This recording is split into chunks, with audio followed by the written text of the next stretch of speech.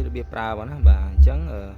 power mixer នេះមាន ampli ក្នុងវាមាន bluetooth យើងចាក់ចម្រៀងយើងចាក់ចេញពី mixer នេះណាបាទនេះចាក់ bluetooth ជាមួយនឹង mixer ហ្នឹងណាវាមាន ampli ក្នុងមានកង្ហារនេះអានេះដូនបាសវាណាបាទអញ្ចឹងយើងចេញពី output mixer ណាបាទ output main out ហ្នឹងគេដាក់អក្សរ main output ហ្នឹងយើងយកដោយផ្កាច័ន្ទមកចេញពី mixer ហ្នឹងយើងចូលទៅ input pre ណាបាទយើងយកអុកក៏បាន CD ក៏បានអញ្ចឹងយើងចេញ output mixer មកយើងតចូលនឹង input pre យើងយកពាក្យអុកក៏បាន CD ក៏បានអញ្ចឹងយើងដោតអុកយើងមើលអាបតង់ទូចនេះអុកនេះអក្សរអុកនិង CD នេះអញ្ចឹងយើងចុចពលឹបណាបាទគេដាក់លឹបអូខេពលឹប CD គេដាក់លៀនអញ្ចឹងយើងចុចពលឹបមកណាបាទហើយចំណែកសាប់គេដាក់អក្សរសាប់អាពីរនេះ solo output នេះ solo អាពីរ solo ចេញពីច្រកអានេះសាប់សុតណាសាប់សុតយើងចេញពី input output វាណា output សាប់នេះយើងចូលមក input play ណាបាទ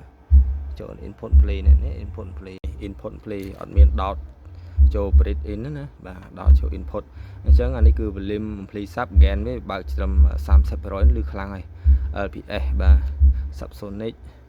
pre EQ អានេះជំនួយ sub bass boot យើងបើក 60% ទៅគឺប៉ុណ្ណេះឬខ្លាំង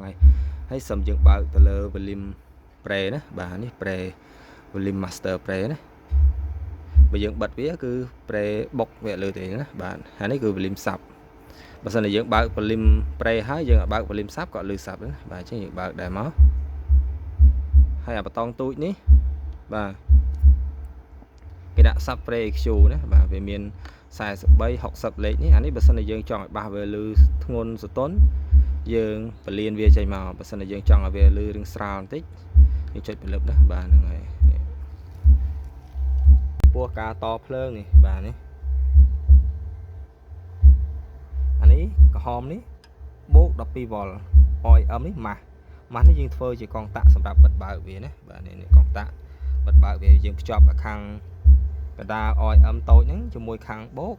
ធ្វើជាកងតាក់បិទបើកវាអានេះដកខ្មៅណាគេដាក់ GND នេះខាងដកណាគឺយើងប្រើ direct ជាមួយនឹង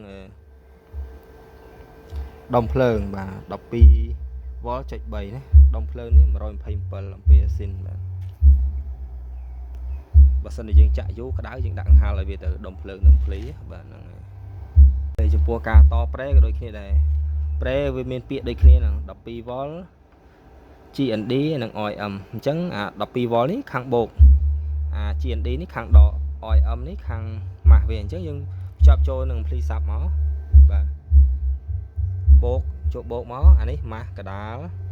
ម៉ាស់ពីប្រេនេះ OEM គៀននេះចូលនឹងម៉ាស់ ampli មកហើយអានេះខ្មៅខាងដកបាទចេញពី GND នេះកដាលនេះចូលខ្មៅដកមកបាទហ្នឹងគឺរបៀបតបាទ